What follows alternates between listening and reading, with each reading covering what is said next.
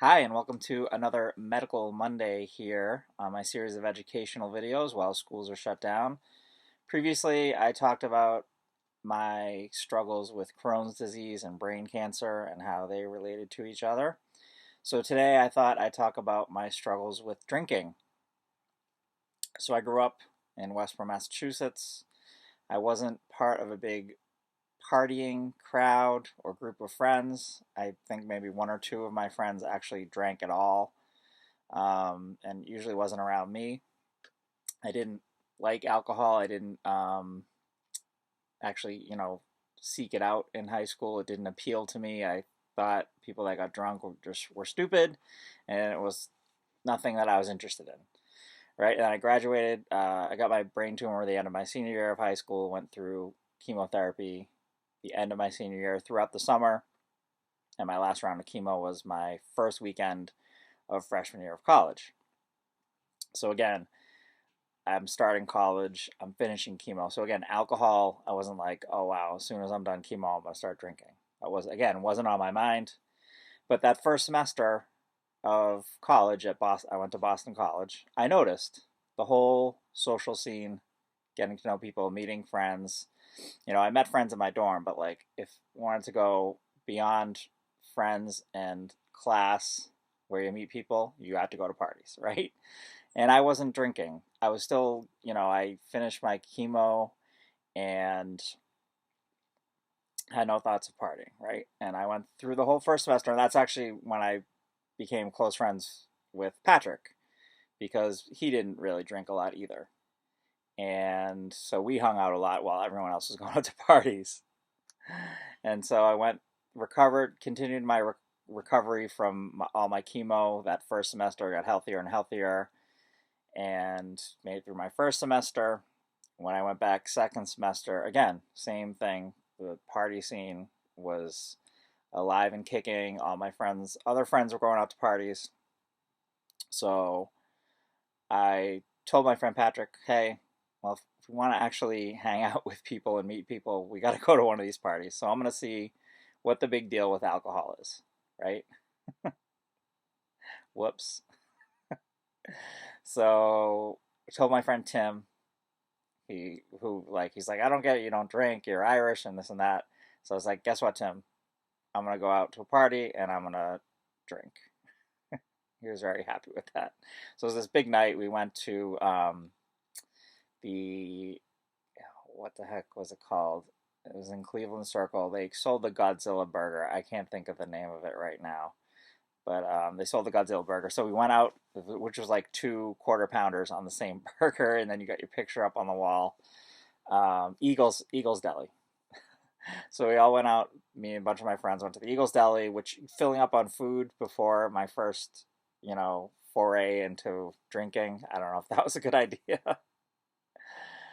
So we went to Eagles Deli, and we knew of this party at 1711 Com Ave. I actually still know where it was, and it was just a keg party, right? Nothing, not doing shots or anything like that. Just a keg party, and I remember probably like my third or fourth beer. I was like Barney. If you've ever seen The Simpsons and the part where there's a flashback and Barney's having his first drink, I'll show it to you. It's right here. But he's like, "Where have you been all my life?" And that's how I felt. I actually, when I was in the hospital, I would get platelet transfusions, and you can get an allergic reaction to that. So they would give me Benadryl in my IV, which that messes you up. I don't know if you ever had Benadryl in the IV, but it messes you up. And that's kind of what drinking felt like to me. I was like, this is kind of like getting Benadryl in the IV. So I really liked the feeling. So after four beers, I don't know if I was drunk, but I was definitely feeling it. And I liked it. And I got a couple more. Then I'm sitting on the couch and I just threw up. Not a lot, but I just threw up all over myself. And my friends got me out of the party. I don't know how they cleaned me up. I think maybe I just took off. I was wearing a sweater, I think. I don't know what I was. They like dragged me to the T and to the bus. They took me back to campus. Like someone gave me a Tic Tac, like that was gonna take care of everything. Um, I apologized profusely to the juniors whose apartment it was that I had thrown up in all of myself. But I don't think I got anything on any other things, just me, which is nice. But I liked it a lot. And I actually went out, even though that was like a positive slash negative experience. I went out the next night drinking. I didn't really get drunk. I just had a couple drinks. It was kind of just proved to myself, well, you can go out partying and recover from it and do it again. So then, and this was like the perfect storm for me. Like I had just gone over chemo. I had gone through chemotherapy. Which ravages is a poison. You poison your body. I poisoned my body for 6 months and it sucked. And I got through that. So part of me was like, well, I want to see how far I can take this drinking thing, right? It was pushing my limits. And there were two other friends, my friend Patrick and my friend Mike, who were just like beginner drinkers too. And I was like, I'll show them who the better drinker is. I don't know if you know this about me, but I'm very competitive. I like winning. I'm a middle child. I don't like losing. And I like pushing my limits. That's just who I am. So the rest of that freshman year, um, I didn't like absolutely get hammered every single weekend, but I was definitely, my tolerance was going up. And, but I stayed out of trouble. I would get drunk and maybe, get embarrassed and walk home or at a party or whatever, but I was okay. I wasn't getting into trouble. So then the summer in between my freshman and sophomore years, I remember I would drink by myself, usually late at night. When I was talking to Patrick on the phone, he would be like, "Are you drunk?" He like could tell. Surprise, surprise! He could tell I was drunk.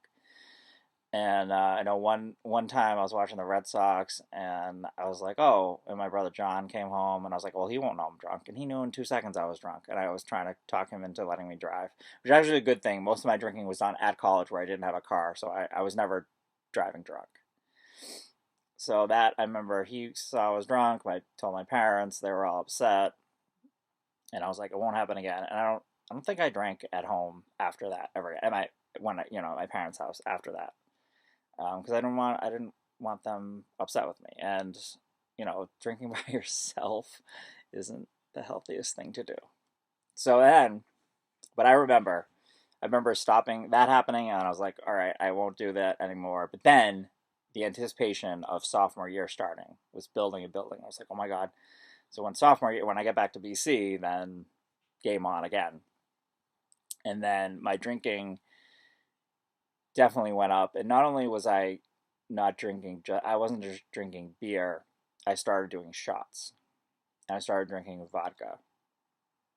And I started not being satisfied with just going to a party and having drinks and feeling drunk. I wanted to be drunk before I even got to the party. Like it was kind of my mission. And again, pushing my limits, getting as drunk as I could. And with, the mixing of alcohol, I was doing vodka and beer. It wasn't good. It was not good. I had a ritual where I would have a bottle of vodka. I would drink the cheap stuff. I would get a plastic bottle of Gordon's vodka, usually. If I wanted to splurge, I would get Absolute. And I would do shots. I would do shots from the bottle and chase it with a fruit punch, like a very fine fruit punch, those little. So I would do that back and forth, maybe 6 shots, chasing it. And then I would have half the bottle left from chasing, and then I would fill the empty half with vodka, shake that up, so like half fruit punch, half vodka, and drink that. So 6 shots, then the half fruit punch, half vodka. Then I would go to a party and drink beer. That was my formula for success. It was, I got drunk a lot, and it was bad. So I think it was October, my sophomore year, BC played Notre Dame in football. Notre Dame was the number 1 team in the country. They were undefeated. And it was at Notre Dame. And BC won on the last play of the game. And it was amazing. I was watching with Patrick in our room on Roncalli, College Road. And I couldn't believe it. Like, I was like, I actually said a prayer before that last kick. They wanted a field goal, and I said, God, just please let one of my teams win an important game, because up to that point, none of my teams have ever won an important game, and they won, and the whole campus went crazy. We tore down our own goalpost, even though the game was in Notre Dame. And then Patrick and I went to this party at Walsh Hall, and it was crazy, and everyone's loving it. And I had someone buy me some vodka, so I was doing shots and drinking mixed drinks, and then playing. I think it was Street Fighter on Super Nintendo. I feel bad. I think it was this guy's Mike, who lived with us freshman year. I think it was his place. And I remember playing Street Fighter and then just puking right on the floor, just blah, as I'm playing, right on the floor, everywhere. And Patrick's like, all right, time to go home. Poor Patrick. So then, I don't remember this, but Patrick said, so there's this stairway on BC campus called Higgins Steps, and it's like 275 steps or something crazy. I don't know what it is. It's a lot. Yeah, it ends like right where the Conti Forum is, and it goes up to Upper Campus, near where the library is. So I don't remember this. I got up those steps, but Patrick said he just stayed like 15, 20 feet behind me to make sure I made it up. He's like, I stumbled and fell down a few times, but I made it up. And then I don't know if it was that time, one of those times sophomore year, I woke up. I think it must have been that time, because I think he dropped me off. He made sure I got back to the room, and then he went back to hang out with people. And I woke up, and all my dresser drawers were taken out, and my clothes were everywhere. Don't remember that. There was a time sophomore year where I talked to my friend Kristen on the phone for like 45 minutes, blacked out. Patrick's like, you talked to her for a long time. And I didn't believe that I talked to her at all until I saw the phone bill. And this continued my sophomore year, drinking a lot. I stayed out of trouble for the most part first semester, and then second semester actually I'm skipping one story in my freshman year. When I was really drunk, I went back from a party, and this cop saw me because I was walking along the T tracks because I didn't know how to get back, and then he was worried about me, and then put handcuffs on me and took me to the infirmary. that was freshman year. That was the only time that anything happened like that. Freshman year. Then sophomore year, second semester, things escalated. I just was just drinking more. But by this point, like when second semester started, my windowsill was full of empty vodka bottles, and of course, I thought it was cool, and I thought I was like showing how much of a cool party guy I am. But in reality, I'm like, look at this drinking problem I have. It's right here on display for you to see. So then sophomore year, this guy Dave, who I worked with, he had a party. He was a senior. So I went to that party, got really drunk, started reciting poetry to random girls. Went out on a windowsill and said something like, what if I just jumped? And like was saying crazy stuff like that. And then Dave was worried about me, and he like followed me back to my dorm, and I kept like saying crazy stuff like that. Like, I don't care if I die, or I wouldn't even die. I was like something to the effect of, even if I jumped in front of this car and got hit, I wouldn't die. Crazy. And then I think that he got my RA, and they called the campus police. I just went off on the cop, like, you don't know what I've been through, and have you even taken one psychology class your whole life? Just like being a total dick, which when I was drunk. I would get angry and like mad, and like everything was everyone else's fault but my own.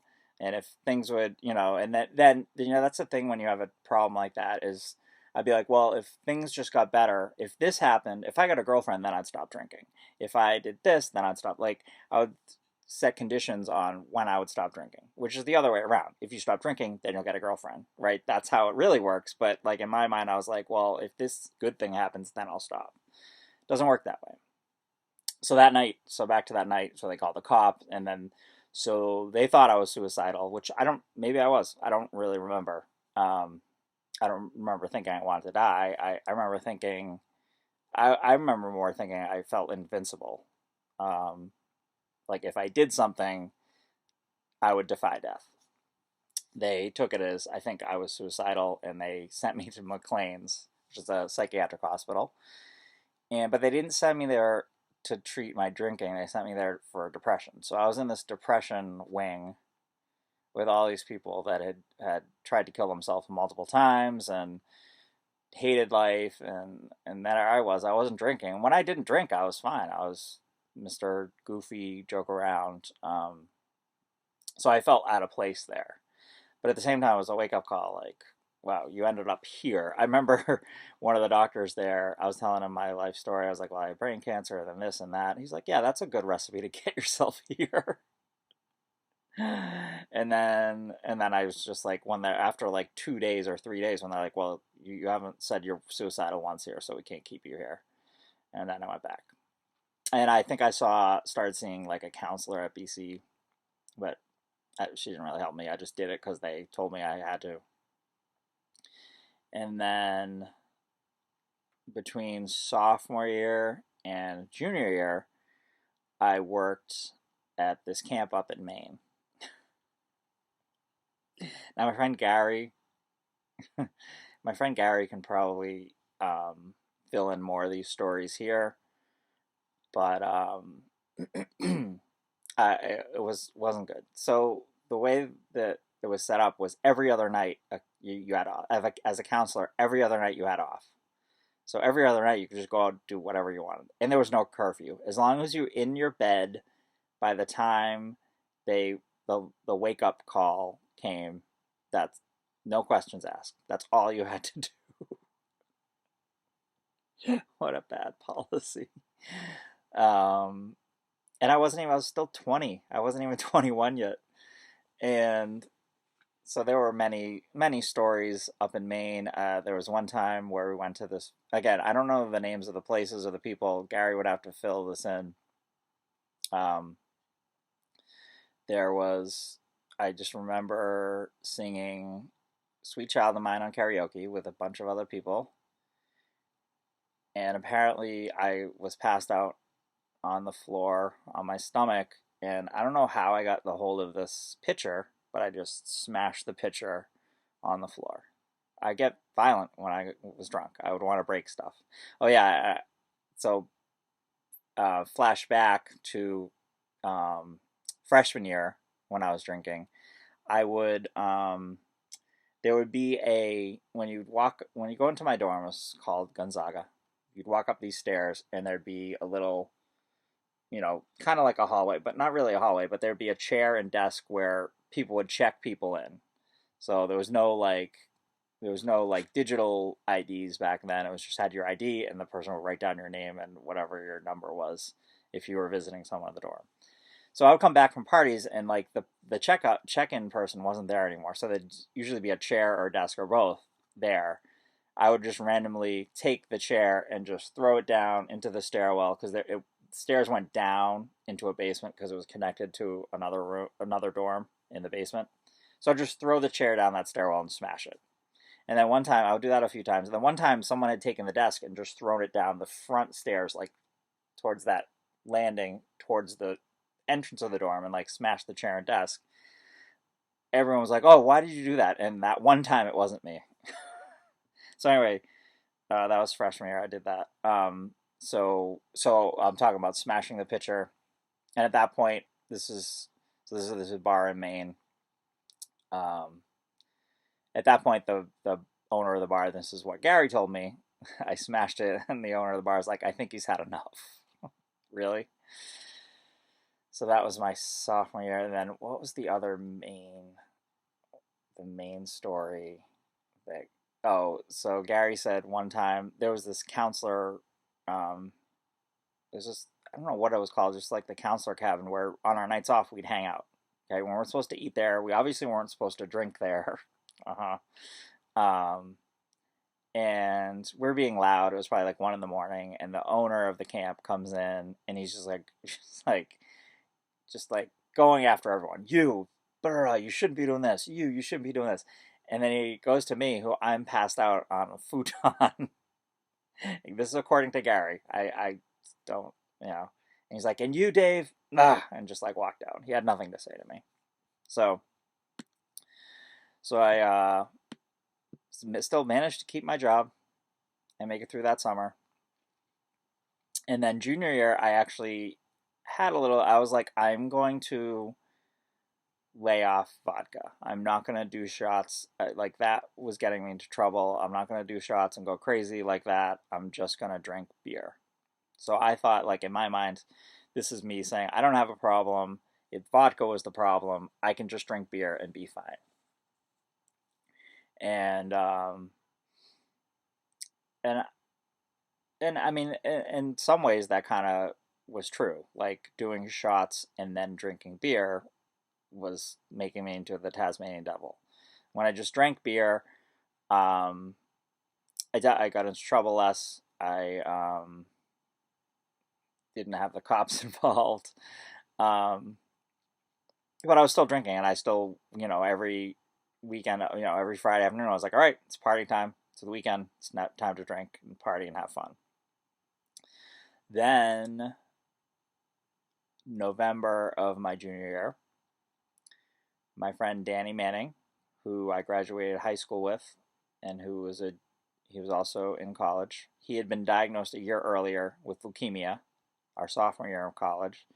In November of our junior year, he died from leukemia, and he was like, I want to say 1 or 2 days away from being released from the hospital. He had a bone marrow transplant, and they were waiting for that to set and be ready to go and stuff. And he got an infection that he couldn't fight, and he died. And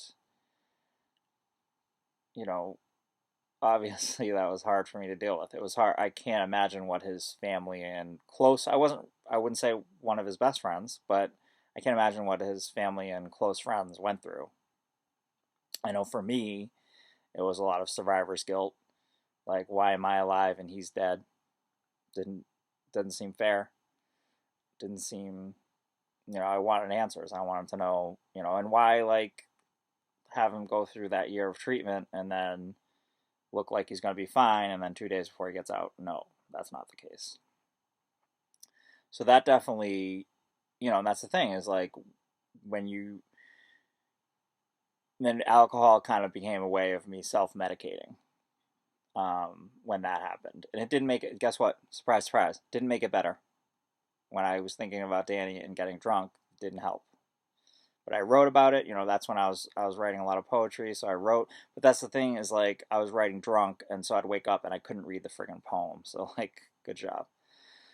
So that was definitely a hard thing. It's still hard for me to think about and sometimes and deal with. I've definitely become more positive in dealing with it, rather than getting drunk and breaking stuff.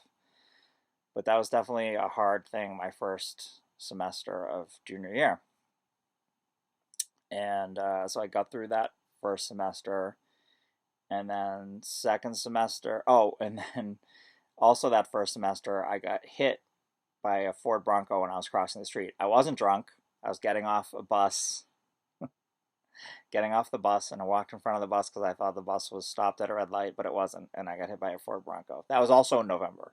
So I had two, like, really traumatizing things happen to me, and I only broke my collarbone in November.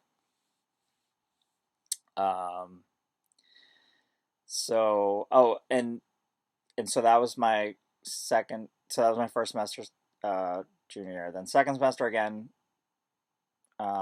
drinking continued, going to parties, but not totally out of control, like when I was a sophomore.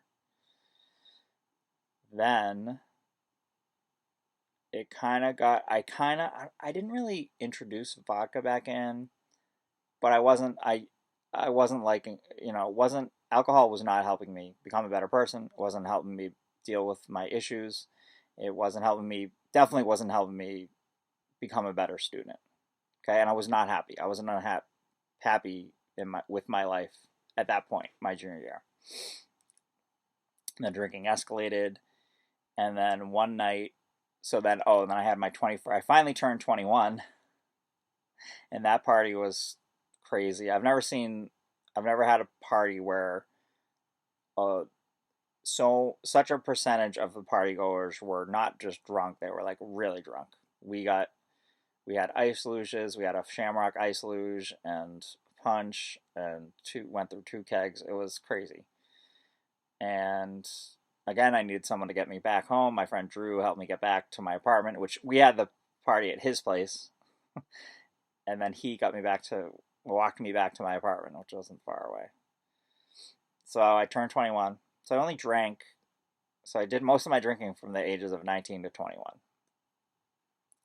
So then, about a month is a little over a month after my birthday. So this is again, my drinking is continuing. I had, for the most part, stayed out of trouble, and then final started. I just, yeah, I wasn't, I just didn't want to deal with anything, and so I just drank everything we had in the apartment. Drank so much, and I don't remember, but we had, I don't know if they were Tylenol or something. I took a bunch of painkillers too. So essentially trying to kill myself. Don't don't remember. All I remember is wanting to drink everything. So I wake up the next morning and I tell my friend Drew, I was like, I drank everything, and my roommate Kevin says there's pills missing. What should we do? So he took me to the hospital. They gave me charcoal. I don't know if they tried to pump my stomach and they gave me charcoal. They gave me charcoal, which like takes all the if you have any poison in your body, it kind of seeps it out. I don't know what the word is there. And so I was in the hospital for a couple of days, and they were like, "We think you should go back to McLean." And I was like, "No way." And then I was like, "Fine, I'll go to McLean, but I'm just gonna BS my way through it." So I went to McLean, and um, and then when I got to McLean, I was like, "Well, I'm here, so I want to make the most of it.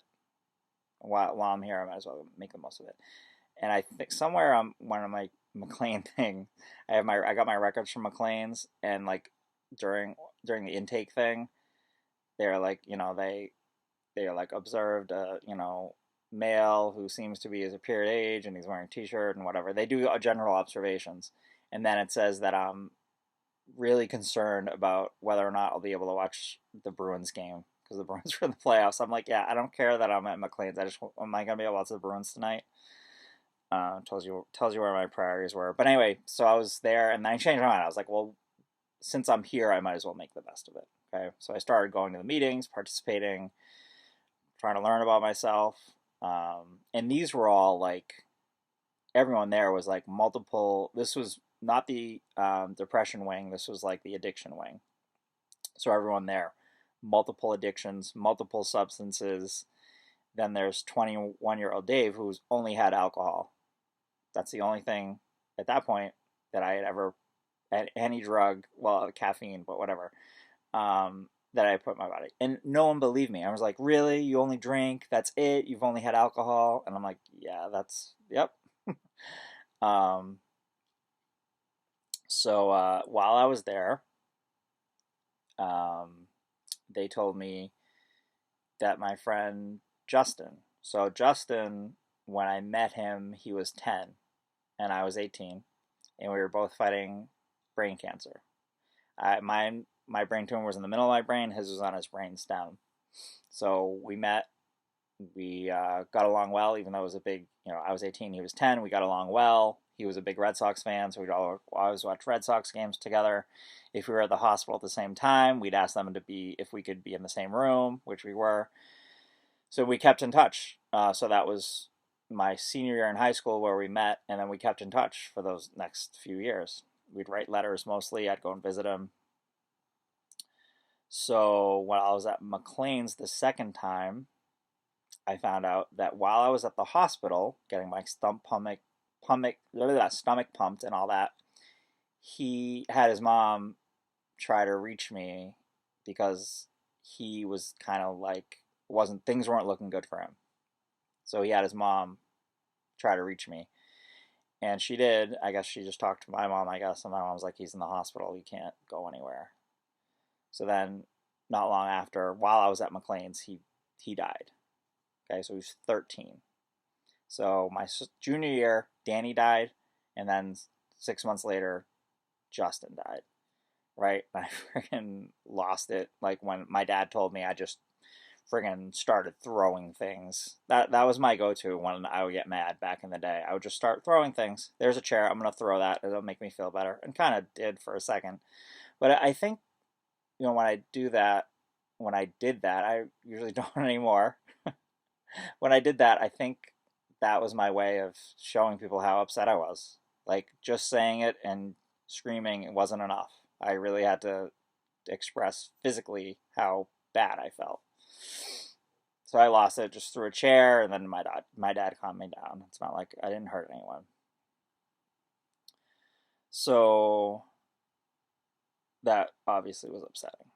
And then I used my time productively at McLean's. I'll never forget, I was at a meeting and some guy said, "Hi, my name's so and so. This is my, I don't know if it was seven or eighth. It was a big number. So this is my eighth time in rehab." I was like, holy crap. I never want to say that. I never want to say this is my eighth time in rehab. I knew the only way that would happen is if I never drank again. I knew I could never say that again if I never drank again. So that's when I told myself I'm just going to never drink again because I don't want to be that guy. I do not want to be that. So whoever that guy is, I don't know who you are, but thank you so much. So that combined with letting Justin down, that's the other thing. I said I never want to let drinking make me miss being there for someone. He's my friend. I should have been there for him. And I wasn't because I drank. So those two things, never, not wanting to let a friend down and not wanting to be in rehab for the eighth time again. That's the other thing I want to mention throughout this whole thing, whether it was Patrick or my parents, or my family and friends.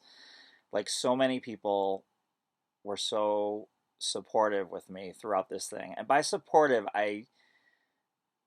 all I mean was they never said, well, you need to stop drinking or we can't be friends. My parents never said, you need to stop drinking or we're not paying for your college. You need to stop drinking or this. They just knew I was struggling and going through a hard time. And they were always like, what can we do to help? We know you're going through a hard time. What can we do to help? They never yelled at me. They were upset because they knew I was in pain. But they never threatened me or, said, what's wrong with you? Stop, stop. They never, all they did was love me, right? Lucky me.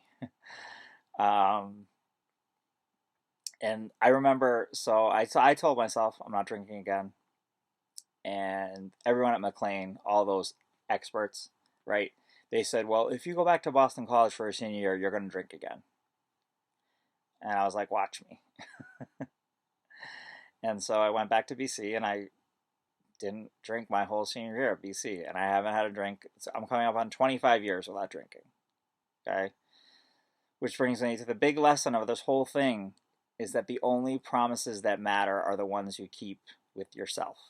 Okay? I promised myself I was never going to drink again. I promised myself I would never let drinking get in the way of me being there for someone. And I haven't. For coming up on 25 years, I have not had a drink. I'm not saying that alcohol is evil and no one should do it. Or even get drunk. People can get drunk and still be pleasant and not be violent ass a-holes like me. But it's not for everyone. Whether you're talking about alcohol or marijuana or caffeine, or prescription medicines. Certain people don't interact well with certain molecules, right? And drinking is not mine. So, that's one of the things I failed to mention earlier. When my sophomore year, when I was like pushing my limits and doing all those shots and then drinking, I went back and got my medical records. And one of those nights, I'll put it up on the screen, my blood alcohol was 0.36. And that's like 0.4 is like stupor, 0.5 is like coma. So like I was really drunk. Um, and but I learned, I learned. So that's the thing is like I was making mistakes. Like all that time drinking was one huge mistake, right? But I learned from it, and I've gotten better from it, and I can help people with my experience. People that may just stop drinking or thinking of stopping drinking. I can go 25 years. You can go, you can go 25 years too. I would never imagine when I was in the middle of doing those shots or whatever. Guess what? You I couldn't imagine that not being in my life because that was my escape, right? And it was an unhealthy escape. Um, so that's the thing. Even though it was one huge mistake, I am who I am because I had that experience. I probably would have done it a little differently if I could do it over again. So anyway, I hope you can learn from my drinking experiences. If you have any questions, just let me know. Or actually, Gary, I'm going to have you fill in some of the blanks there. I want to apologize to anyone that I wronged while I was drinking. There's a lot of you, my family, my friends, especially my parents. I love you, and I'm sorry. And thank you for sticking with me through those hard times. And I'm looking forward to celebrating 25 years without drinking in a month. Thanks for watching.